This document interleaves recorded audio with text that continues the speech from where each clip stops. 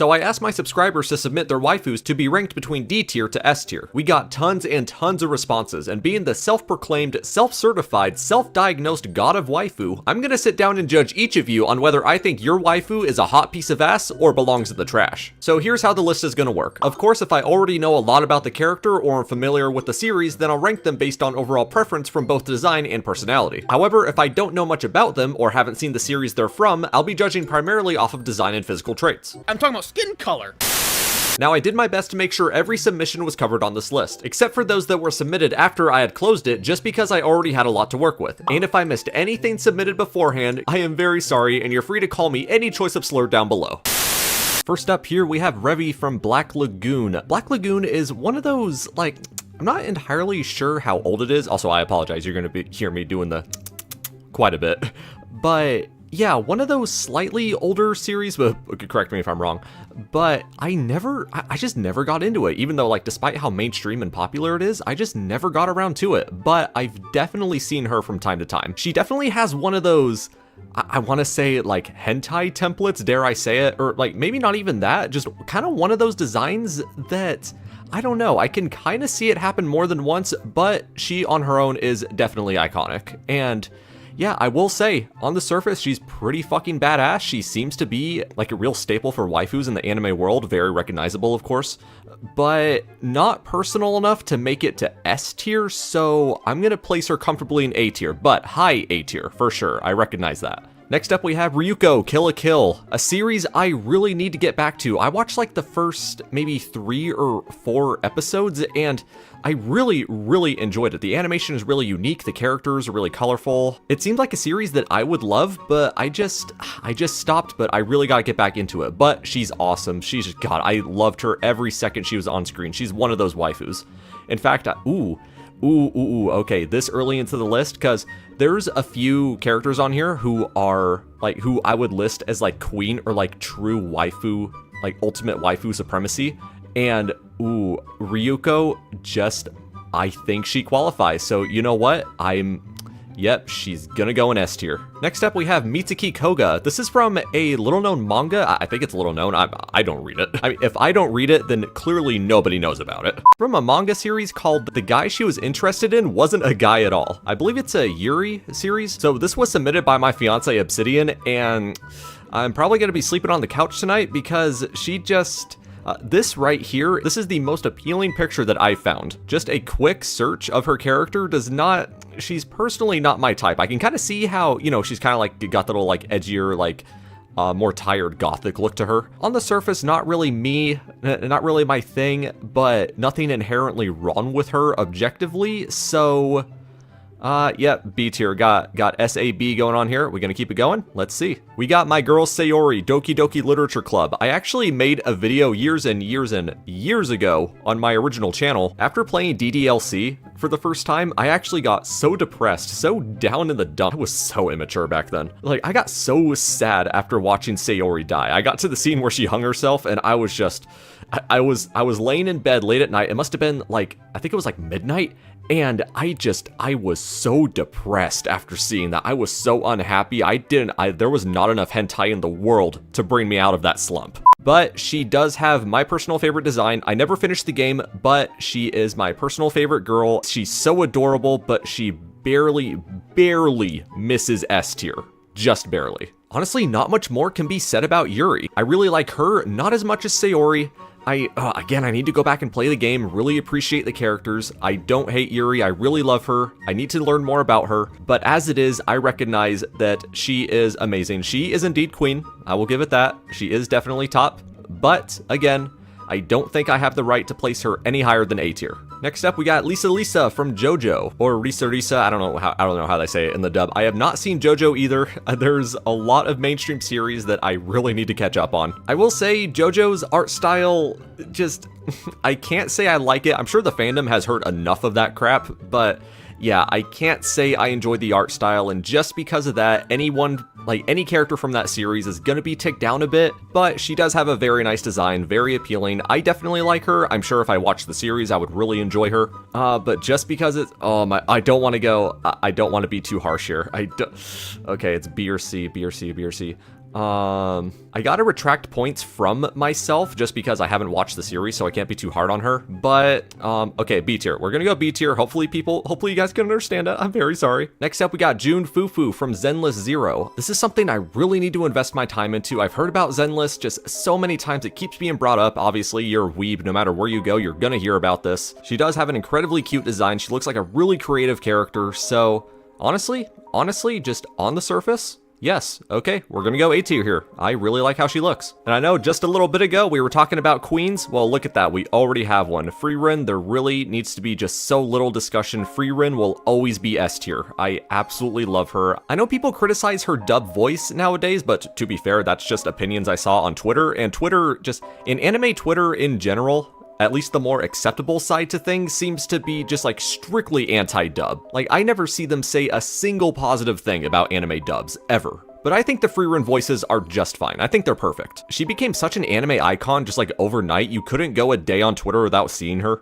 And I'm really happy I started the series because holy shit, it is amazing. I will watch it again. I'm probably gonna watch it again tonight. Next up, we got Evangeline A.K. McDowell from Negami. Oh god, I haven't seen her. Like, I haven't watched or read Negami in years and years. I think that was like one of the manga that whenever we went to like Barnes & Noble or some crap when I was a kid, when I was just getting into manga, I would just pick up any book that was rated 16 plus and higher and just try and see how many titties I can see. And then I would immediately brag to my mom about it. She did not say anything about it. She was completely okay with it. So yes, me turning into a weeaboo gooner in my adulthood was most likely my mother's fault. Also, I believe this was submitted by my boy Anime Streamer 85. I assume they're a guy. I don't know, that is the superior gender. What do you want from me? But if I remember correctly, they really wanted me to choose the lolly version. Like, they were adamant on it. As much as I like her design, I don't know much about her, and her design doesn't really stick out. Like, her design doesn't really stand out in comparison to, like, usually what I personally prefer. So for now, again, just a mild B tier. Not that I hate blondes, but, you know, they don't exactly like me. Speaking of other mainstream series that I have never watched, next up we have Mirako from MHA. Everyone's favorite bunny girl. I mean, not my personal favorite, but I can definitely see her appeal. I have always loved her design. I'm not gonna be out here like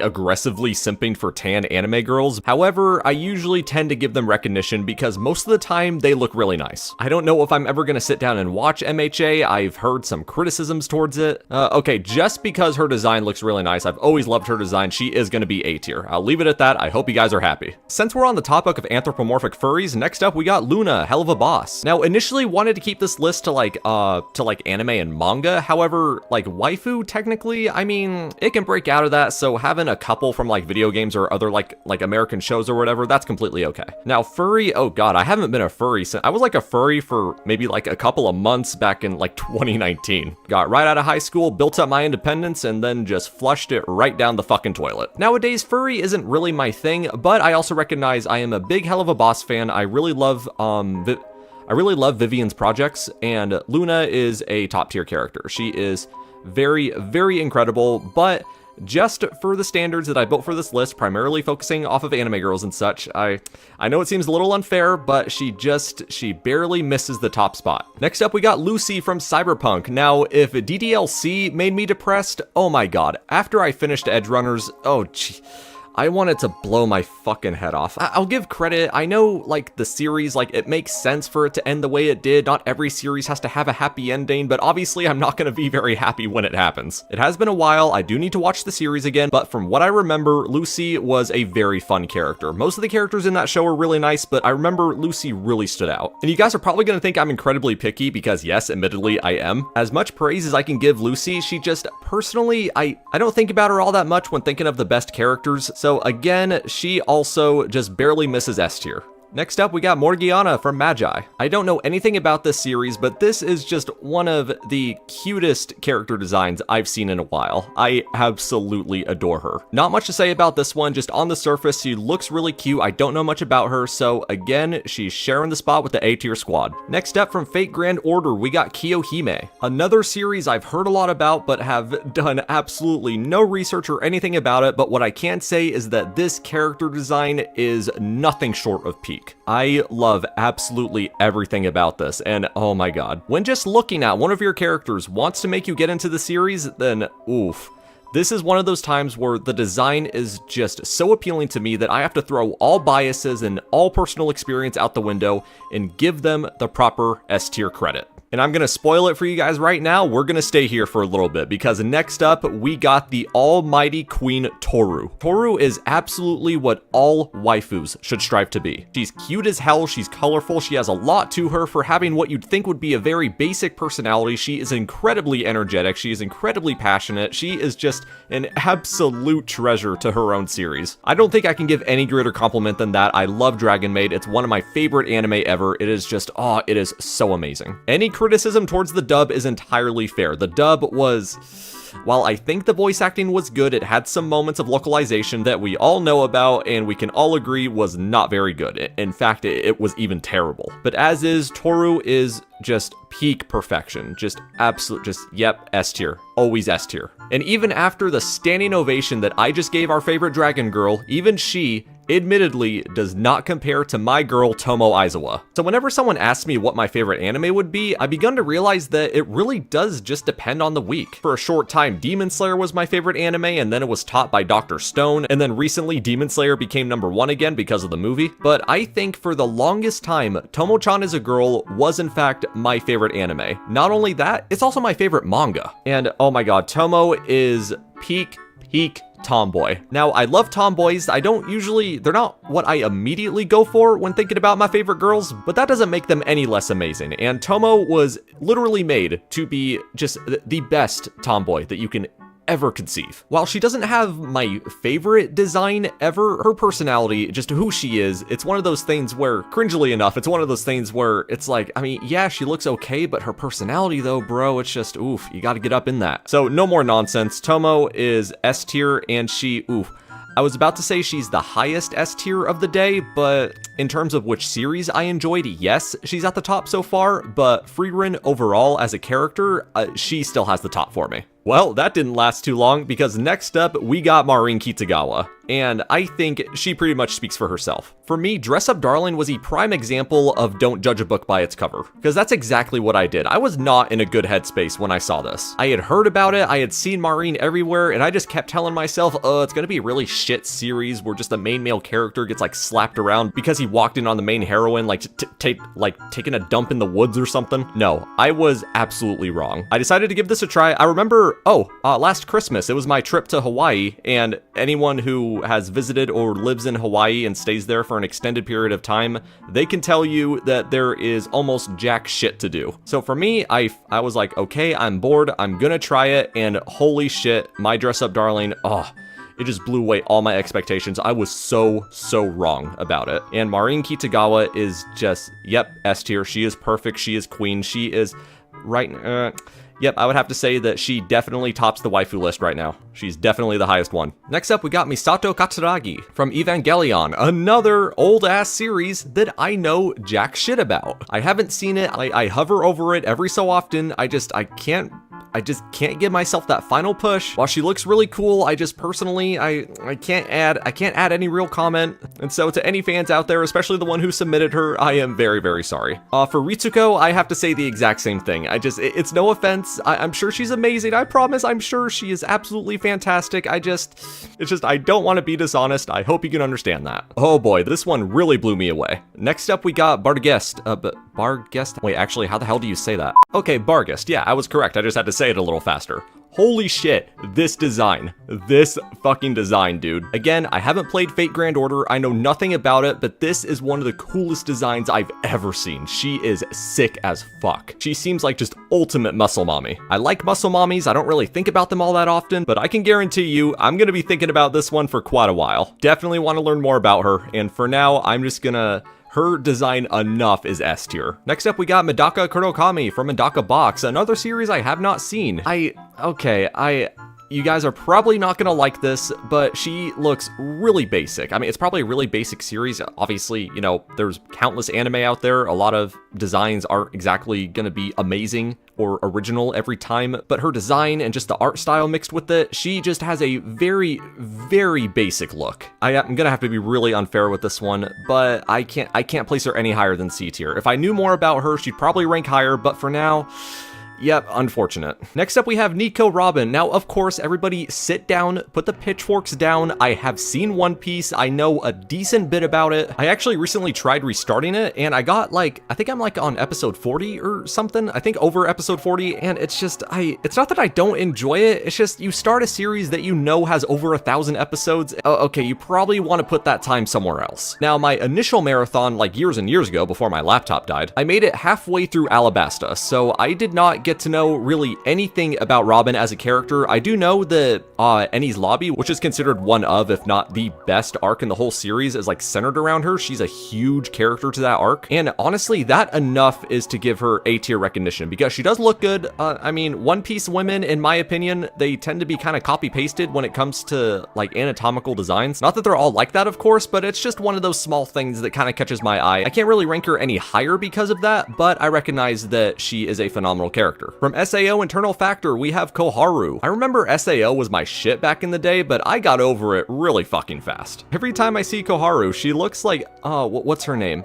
She looks like Liko from Pokemon. I dropped off of SAO like halfway through the second season, so don't really have a very high opinion there, but she has a really kick-ass design. But just because it's SAO, yeah, I'm gonna be petty here, B tier. As I say that, we have my favorite character from season 2. Next up, we got Sinon, the sniper girl. First of all, snipers in general are just badass. It doesn't matter who you are. If you got a 50 cal and you're good with it, yeah, you're a badass. Overall, Sinon's design is awesome. I actually prefer her human version a little bit more, but her as a character is just one of the best characters ever. It's most intriguing, understandable characters that I've come across. And, well, okay, my SAO bias can't really do anything here, so yep, S tier. Next up, we got Kurumu from Rosario Vampire. This was back when I had just gotten Netflix. This must have been like, oh god, it was like I think this was like 2012, 2013. And well, no discredit to my old man, but he didn't do a good job keeping an eye on me. So whenever I stole his tablet, went on Netflix, I would just look at any M-rated anime. And Rosario Vampire was the first one that really stuck out to me, and god, I fell in love with it immediately. It was so goddamn fun. I lost track of how many times I rewatched that show. And I think Kurumu for me was the original waifu. Not like my original anime crush, but what a waifu should be. Kurumu absolutely fills that. Not only is she just an overall very fun, confident, and bubbly character, but her human design and monster design is just, it's so nice. It's so perfect. I love her so much. Now for my personal anime history, I think I would title her as like the godmother of waifu for me, and just for that, just for history, yeah, we got a lot of S tier going on here. Wow. Next up, we got Nediel from Breach. Oh my god, I got accidentally racist there. Nediel from Bleach, my favorite drink. We all know that. Bleach also has a very interesting, not terrible at all, but interesting art style. And while Nediel looks very cute, very appealing, just from what I've seen of her, but I mean, obviously she has a really kick-ass design from the picture I'm using here. I feel, okay, but B tier is appropriate. Yeah, we're gonna go B tier. Now, I had someone recommend to me Princess Daisy, and like I said before, video game characters, I didn't really specify that it had to be outside of anime. Anime, of course, just for my channel was preferable and it was the most popular, but of course video game characters were allowed. And for Daisy, I mean, I definitely don't hate her, but I've always been a Rosalina guy, and after the Mario movie, I'd have to say that Peach really grew on me. But Daisy's never really changed. I'm sure there's like one game out there I just haven't played where if I play it, I'm gonna immediately fall in love with Daisy as a character. But she never really blew me away. And, I mean, C tier is looking a little lonely, so, yep, sorry girl, I'm just, yep, no offense. Roddy Tops from Shantae, a game that I played and I got absolutely humbled with. I did not have a good time. I mean, I enjoyed it, but I quit real quick. Get through the first level, oh, this isn't bad, it's a nice cozy little platformer, has really good animation, has really cute characters. Next thing you know, boom, it's hard, and you just hate it. I never got to know Roddy Tops, but she is a very, very cute character, another example of a great tomboy, and just for that, she is going in A tier. Next up from Kagura, we got Yagyu. And this is one of, if not the best character design, or my personal favorite character design that I have seen today. Actually, I think that title has to go to someone else coming up here a little bit soon, but yeah, she has just such a cool character design. I know nothing about her, I know nothing about her series, but this is another case where the design on its own is enough to warrant S tier. She looks awesome. Next up, we got Eres Boreas Great, if I said that correctly, from Moshuko Tensei, another series that I also know nothing about. She is adorable. She She probably has the best face that I have seen on here so far. She is just so cute. She also seems to be a really badass knight, so yeah, props gotta go there. I don't know much about her, but just from on the surface, she seems great. Gonna go A tier. Now we have Akano from High School DxD, a real classic in the world of ecchi, and you know, I finished the first season years ago back when I was in high school, a little bit of season 2, and throughout all of that, Akano, I did not like her. She was not very appealing to me. She just did not stick out. I'm sure my feelings would change if I watched it again, but from what I remember and just looking at her, yeah, she was never all that appealing to me. And for that,